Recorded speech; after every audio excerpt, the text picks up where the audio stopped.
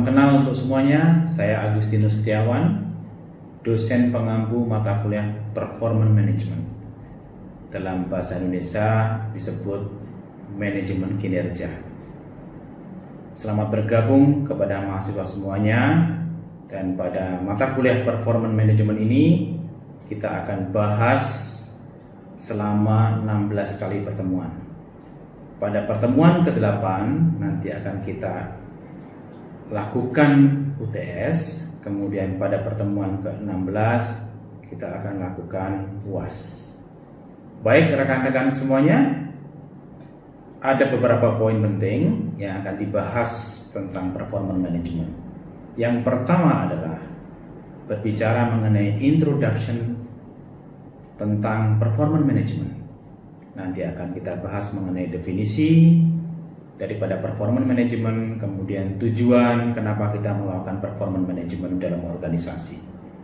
Kemudian berikutnya kita akan bahas mengenai performance management dan juga reward system di dalam organisasi. Bagaimana hal tersebut antara reward dan performance management bisa kita integrasikan. Demikian juga kita integrasikan dengan human resource development dan juga development yang lainnya. Kemudian berikutnya akan bahas mengenai performance management proses. Nanti akan kita ikutin bagaimana membuat planning, kemudian bagaimana melakukan eksekusi, dan bagaimana melakukan review. Kemudian berikutnya adalah berbicara tentang performance management dan strategic planning. Di sini akan kita bahas mengenai individual dan juga team performance, dan juga akan kita bahas mengenai organization strategic plan. Berikutnya, tidak kalah penting, kita akan bahas mengenai measurement approach. Contohnya adalah kapan kita akan menggunakan comparative system, dan kapan kita akan menggunakan absolute system, dan juga beberapa approach lainnya. Berikutnya adalah berbicara mengenai implementation daripada performance management system itu sendiri, yang meliputi preparation, kemudian harus kita komunikasikan dengan baik, kita latih bagaimana cara melakukan performance management dengan baik, dan juga ada kemungkinan kita melakukan yang namanya online implementation terkait dengan performance management. Kemudian berikutnya adalah performance management dan employee development.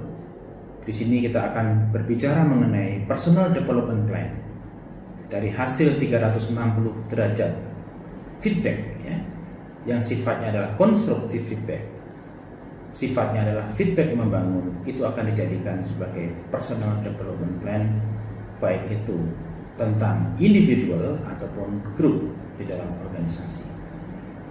Berikutnya adalah berbicara mengenai performance management skill. Nanti akan dipraktekkan, kemudian akan ditampilkan video bagaimana melakukan coaching dengan skill yang baik, kemudian proses-proses dalam melakukan coaching. Dan yang terakhir, di dalam performance management kita akan bahas mengenai enterprise performance management. Dalam hal ini adalah penggunaan software platform di dalam menunjang kegiatan performance management dalam organisasi. Baik, demikian beberapa materi yang akan kita bahas terkait performance management. Semangat belajar untuk rekan-rekan mahasiswa semua. Jangan segan-segan untuk bertanya jika ada sesuatu yang perlu diklarifikasi atau belum jelas. Terima kasih.